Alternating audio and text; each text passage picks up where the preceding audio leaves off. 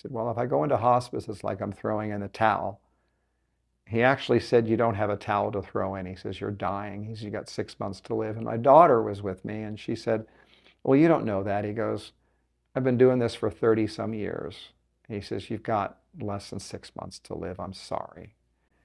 Well, my name is Robert Hamilton, and about 2 years ago, I started having some symptoms that didn't appear to be normal, digestive issues and extreme constipation. Earlier, about a year and a half prior to that, I had open heart surgery, and so I was concerned about what was going on in my heart, and I was having some problems with some circulations in my toes. Anyway, they ended up doing a CAT scan, and lo and behold, they picked up a spot on the upper lobe of my liver. And this spot was 4.3 centimeters by 3.3 centimeters. And they believed that it was cancer. I went to see a cancer or oncology surgeon at Ascension Health, and he basically told me that I had cholangiocarcinoma and I had less than a year to live, and basically to get my affairs in order. Me being the fighter that I am and doing all the research that I did, I decided to go to MD Anderson. I took 3 separate visits to MD Anderson. Each visit was about 4 or 5 days. Got so many tests done you can't even imagine. Did have a biopsy, which I wish I did not have, knowing what I know now about biopsies, but I did have a biopsy and it did come back as positive for cholangiocarcinoma. I spoke to an oncologist at MD Anderson, also a surgeon. The surgeon told me that my cancer could not operate. It was inoperable. The oncologist, he basically said that if they were to do immunotherapy, that is an option. But in order to do that, I would have to go through the full chemotherapy regimen. And of course, I went home, did a lot of praying, and I've of course got a lot of people that are praying for me. And through circumstances and just people that I know, friends of mine started doing research and putting me in touch with some people here in the local Pensacola area that have been instrumental in curing my disease. And I say curing my disease, I believe that I am being cured. I'm seeing a Dr. Craig Henry at Henry Chiropractor in Pensacola. And I've been to a lot of doctors' offices, and sometimes you go in and you can see where they're bickering with each other. But I'm gonna tell you what, this is such a loving place here, and they're absolutely wonderful. Everybody that works here, and I've been getting hyperbaric chamber sessions, and I'm probably up to close to 20 sessions where I will go into 2.2 atmospheres for an hour and a half, close to 2 hours. And then I get into the infrared sauna as well. Not only have I been doing that, but I've also been on heavy dosages of ivermectin and fenbendazole. And that's an interesting journey when you decide to go on it. It's harmless, it's not going to hurt you. But when you begin to go on the ivermectin, you go through a process called the Herxheimer reaction, and that is where there is a die-off of all the parasites in your body, and you begin to see the northern lights, and you're not up north. And you actually even have mild hallucinations, and I had all of those. And I took myself, and unfortunately, I don't know the milligram dosage that I took of the ivermectin, but there's a little itty-bitty spoon about yay big, and I'm up to 20 of those today. I'm also taking albendazole as well, and that is in a liquid form. Not the most pleasant tasting stuff, but again, you'd take it if it would fight and kill your cancer. And so those, I think, are the 2 big workhorses that I'm taking, the ivermectin and the fenbendazole. Not only that, and I've got a list here of a lot of the supplements that I'm taking. I'm obviously taking Digest Basic. I'm taking 2 capsules per day. I'm taking turmeric, curcumin, and black pepper extract, 6 pills per day. I'm taking CBD tincture 4 times per day. I'm taking alpha lipoic acid, 600 milligrams, 6 times per day. Black seed oil of 1,000 milligrams, 4 times per day. Milk thistle, 1,000 milligrams, 6 times per day.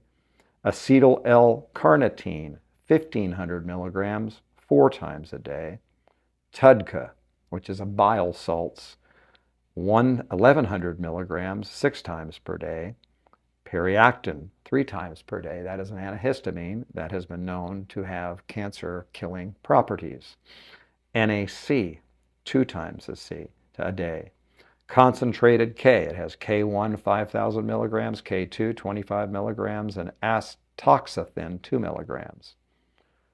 I'm also taking low-dose naltrexone, where I dissolve 1 tablet of 50 milligrams and 50 cc's of water, and I take 2 cc's at bedtime. And what low-dose naltrexone does, it's an opiate blocker.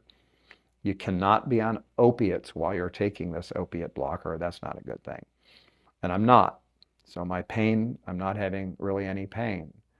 So this low-dose naltrexone, and what it does is it essentially works with your T cells. It's incredible what it does, and it works and has positive effects on many, many, many diseases. And we're talking Lyme disease and MS and Parkinson's disease and cancer and many other diseases that it can help. And then another drug that I just started taking, which is very, very, very promising, is I take 200 milligrams of melatonin every night before I go to bed. This is pharmaceutical grade melatonin. And once you get up above 180 milligrams, it stops having the sleepiness effect, although it does make you go to sleep pretty quickly. You don't necessarily stay asleep. But what happens, it has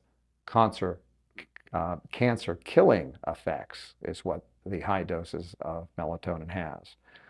My doctor that I see in Pensacola, he does a lot of repurposing of just everyday drugs. And he put me on 500 milligrams of metformin 4 times a day. Well, we all know metformin isn't necessarily good for you, and it messes with your guts and your digestive system. But when you've got stage 4 cholangiocarcinoma, which is almost just as deadly as pancreatic cancer, we don't worry about the side effects of metformin. In fact, he's got me on Jardiance as well, which is another diabetic medicine. So my last A1C was 4.2.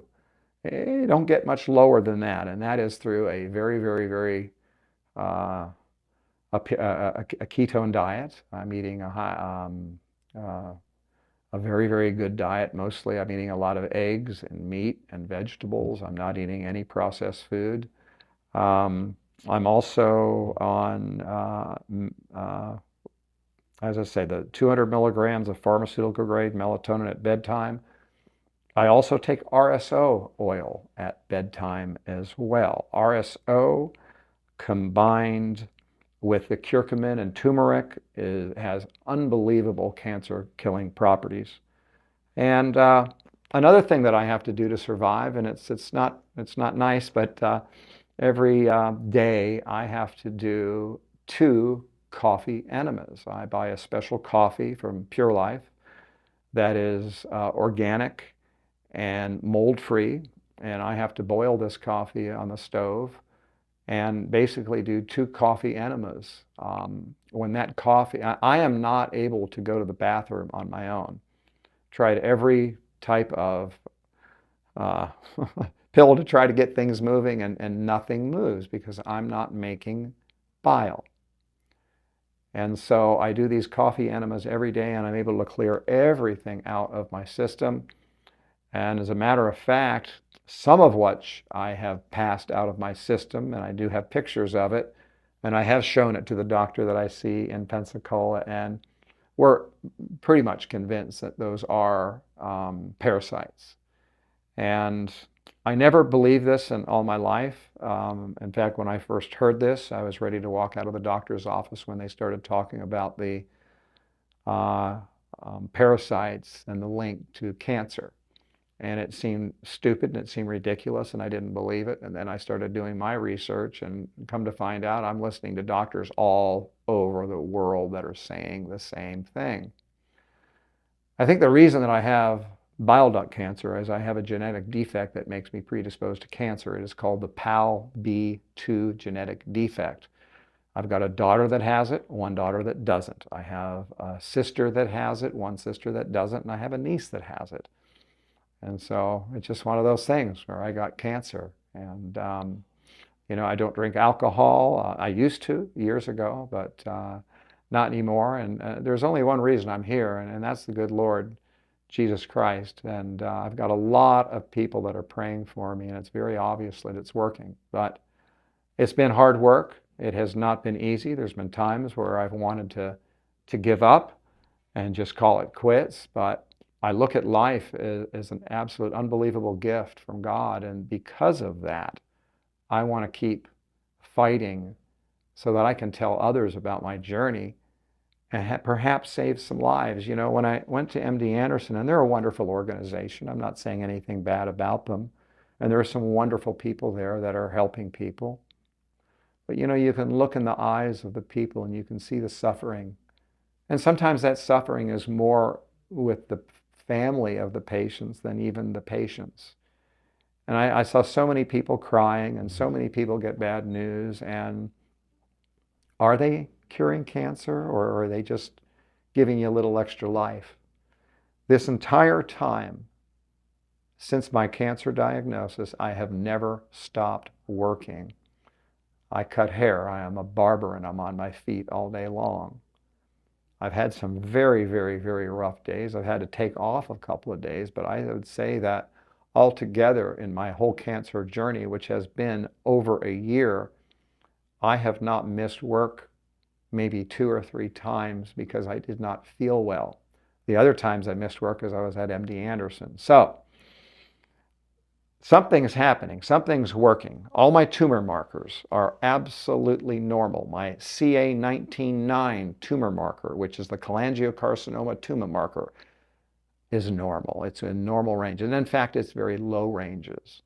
The last PET scan I had, PET scans showed that they believed that the cancer had moved to my mediastinum, hence the 2 quarter-size holes in my chest that I was fighting for the longest time. And obviously the hyperbaric chamber, and we know how wonderful that is as far as diabetic ulcers and even cancer ulcers. And I am going to continue on with these hyperbaric chamber sessions, and I'm going to continue on with the ivermectin, even if I am cancer-free, because it's a preventative as well.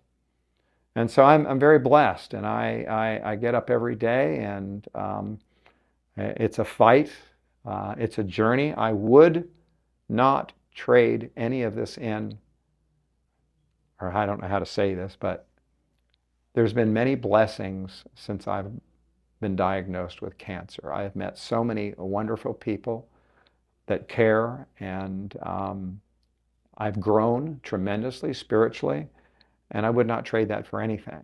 And I have no idea whether I'm going to make it or not, but what's so interesting is someone with stage 4 cholangiocarcinoma, my eyes are white, my skin's not yellow, I don't have a big basketball gut. In fact, I got about a 29-inch waist.